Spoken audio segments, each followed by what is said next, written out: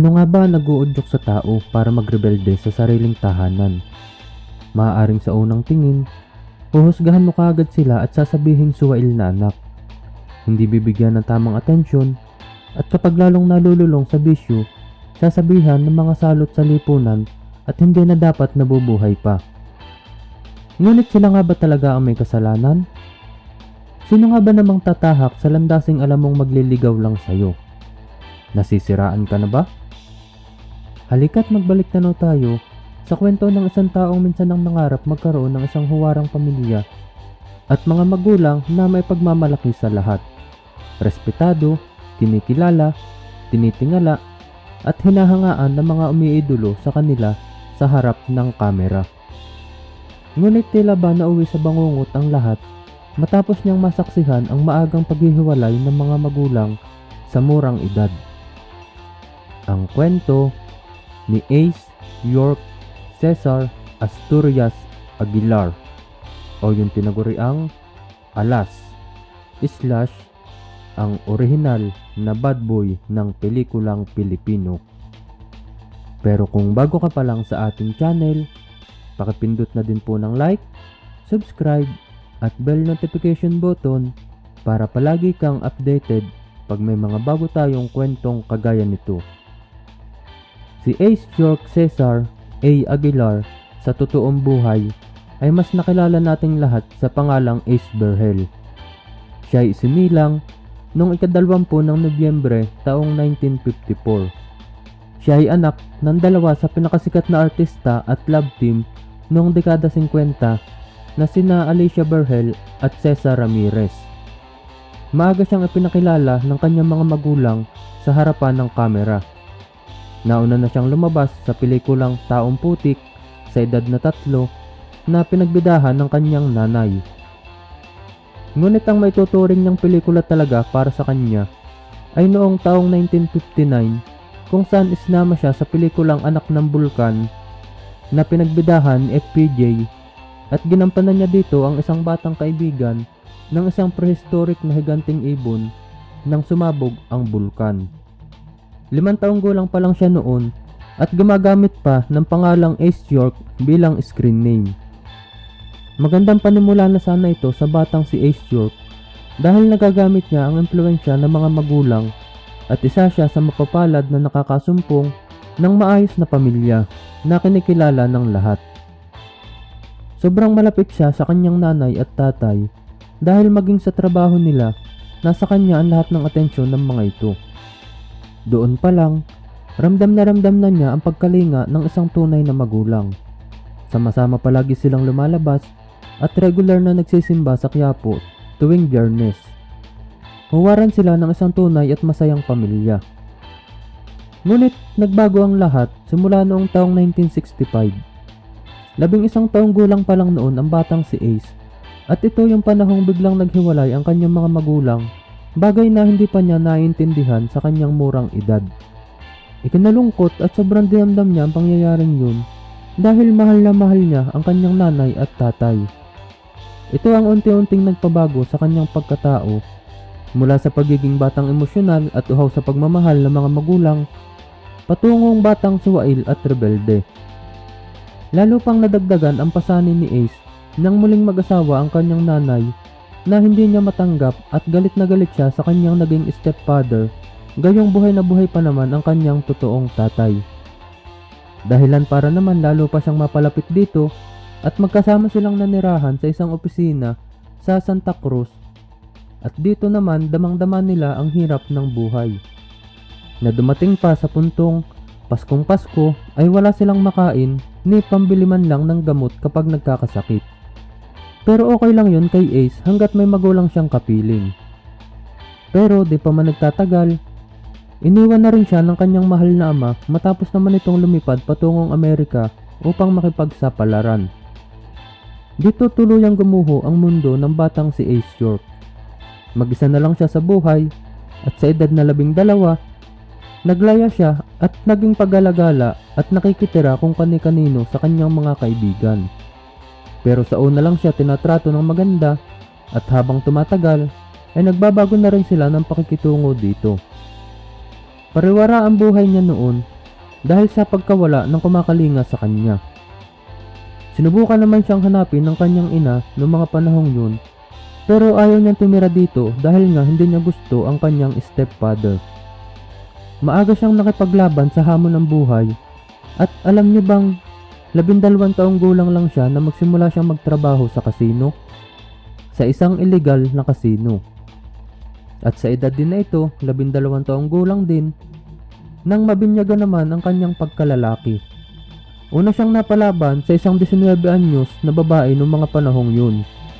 At nalulong din siya sa barkada at mga bisyo dahil malaki ang kanyang kinikita sa kasino at nasusuportahan niya ang mga ito. Pero ganun pa man, pagkauhaw sa atensyon at pagkalinga ang siyang tunay na problema talaga ni Ace York. 2 beses siyang natagpuan ng kanyang nanay at inuuwi ito sa kanilang bahay. Ngunit kada uuwi ito, umaalis din siya at naglalayas ng paulit-ulit dahil nga sa matinding sama ng loob. At minsang sumapit ang kanyang kaarawan, nagtungo siya sa isang beach sa La Union upang ipagdiwang ito at libangin ang sarili. Pero mag-isa nga lang talaga siya ng buong araw na yun. Ni isang pagbati o sulat man lang mula sa kanyang mga magulang, wala siyang natanggap na kalimitan. Noong buo pa ang kanilang pamilya ay sabik na sabik pa ang mga itong ipinagdiriwang ang kanyang kaarawan. Pero noong mga sandaling yun, tila ba wala na talagang nakakaalala sa kanya at tuluyan na siyang nakalimutan ng lahat. Depressed na depressed siyang bumalik sa Maynila at pagdating doon, tinangka na niyang magpakamatay sa unang pagkakataon dahil di na niya alam ang kanyang gagawin sa buhay at nawala na ito ng direksyon at di niya malaman kung saan siya tutungo. Buti na lang may nakakita sa kanya at napigilan ang kanyang binabalak. Nasundan pa itong muli at nagtangkang magpakamatay sa ikalawang pagkakataon dahil naman sa pagkabigo sa pag-ibig matapos iwan na rin siya ng kanyang kasintahan, ang kanyang batang pag-ibig. Muli itong napigilan nang may nakakita ulit sa kanya. Pero simula nun, sinabi niya sa sarili na wala ka talagang silbi, Ace. Bakit mo sinisikap magpakamatay? Gayong hindi mo pa naman nalalaman ang mga bagay na naghihintay sa iyo sa hinaharap. At mula nun, nagbago na nga siya at nagsimulang makarecover sa sunod-sunod na trahedyang nangyari sa kanyang buhay. Dito niya nakita ang kagandahan ng buhay at sinabi niyang hindi niya dapat ito tinatrato ng ganun. Natuto siyang lumaban sa hamon at hinubog sa hirap ang pagkatao. Patuloy siyang nagtrabaho sa kasino hanggang magsarado ito nung 19 anyos na siya dahil nga sa illegal iyon. Pero sapat na yung kanyang karanasan dun para masuportahan ang kanyang pag-aaral. Ipinagpatuloy niya ito at nakagraduate siya sa Ateneo de Manila University sa kursong Business Management noong taong 1975 sa edad na 21 anyos. Pero bago ito, meron na ring mga nag-o-offer sa kanya na bumalik sa showbiz dahil noong taong 1969 nang kuhanin ang noon 19-ager na si Ace York ng Sampaguita Pictures. At alam nyo bang dito siya unang itinambal kay Nora Honor na noong mga panahong yun ay kapwa sila teenager at sila ang naunang love team ng kanilang kapanahunan na kinakaligan ng marami bago nagkahiwalay ng landas. Muli siyang bumalik sa kanyang nanay at dito niya nasumpungan na napakabuting asawa pala ng kanyang stepfather na isa ring aktor noon. At alagang-alagang mabuti nito ang kanyang nanay kaya't hindi na rin niya masisi kung bakit nagdesisyon ito ng ganun. Malinaw na sa kanya ang lahat dahil matured na ang utak niya ngayon kumpara noong kanyang kabataan. Taong 1976, isang taon pagkatapos niya makagraduate, nagkita sila ni Lino Brocka sa di inaasahang pagkakataon. Siya ay isang batikang direktor na noong mga panahong yun at sa kanilang pag-uusap, muli siyang kinumbinsi nitong mag-artista, bagay na sinunod naman niya pero hindi niya ginawang priority dahil kasabay nito ang kanyang pagkakaroon ng lumber business dahil nga alam niyang hindi pang matagalan ang propesyon ng pag-aartista. Muli siyang ipinasok ni Lino Brocka sa acting workshop at siya na mismo ang gumabay sa binatilyong si Ace York. Napansin nilang masyadong banyaga pakinggan ang kanyang pangalan, kaya't mula sa pagiging Ace York, pinalitan na nila ito ng pangalang Ace Berhel, alinsunod sa pangalang ginagamit ng kanyang ina na si Alicia Berhel. Una siyang nagkaroon ng break sa pelikulang Inay noong taong 1977 na dinirect ni Lino Brocka. At dito, nakilala ang bagong katauhan ni Ace Berhel.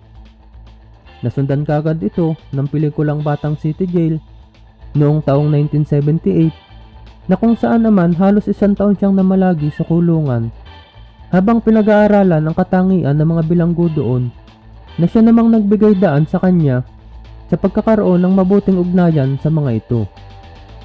Malaking proyekto ang pelikulang ito na lalong nagpakilala kay Ace Berhel dahil dito rin siya unang nabansagang bad boy ng pelikulang Pilipino bago pa man maglabasan ang mga aktor na nagkiklaim ng ganitong titulo.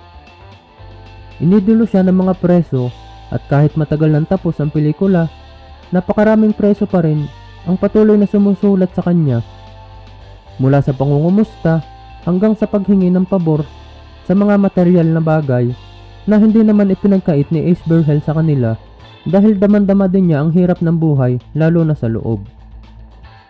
Napakagandang break lalo na sa kanya ang pelikulang Batang City Jail at dahil sa tagumpay, sunod-sunod na puro action movies na ang ginagawa niya simula noon.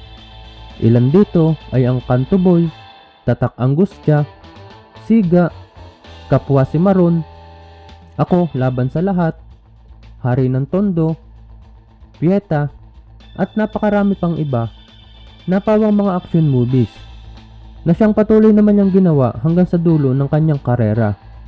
At ang kanyang kinikita dito ay ini-invest niya sa kanyang lumber business na siyang talagang naunang pangarap niya.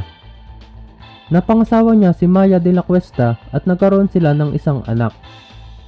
Samantalang naging highlights ng kanyang karera ay noong taong 1983 nang maging nominated siya sa PAMAS Best Actor Award sa pelikulang Pieta. At noong taong 1989 kung saan ginawa niya ang pelikulang Anak ng Kabron, ito ang nagluklok sa kanya bilang Best Actor sa dalawang magkaibang award-giving body na Gawad Urian at PMPC Star Awards for Movies dahil naman sa kanyang husay sa pagganap. Pagpasok ng dekada 90, nakilala naman siya sa pelikulang Set Corteza at lumabas siya sa Masamang Ugat noong taong 2003 na kanyang huling naging proyekto bago tuluyang mamatay ang pelikulang Pilipino dito sa bansa at napalitan na lang ng mga kalandiang palabas. Naging pribado na ang malaking bahagi ng kanyang buhay pagkatapos noon at dito nababalitaan na lang natin siya kapag may mga controversial na nagaganap. Minsan na siyang nasangkot sa rape case at kasong illegal drugs, ngunit kapwa naman sila hindi napatunayan at na-dismiss siya sa mga kasong ito at nakalaya din kaagad.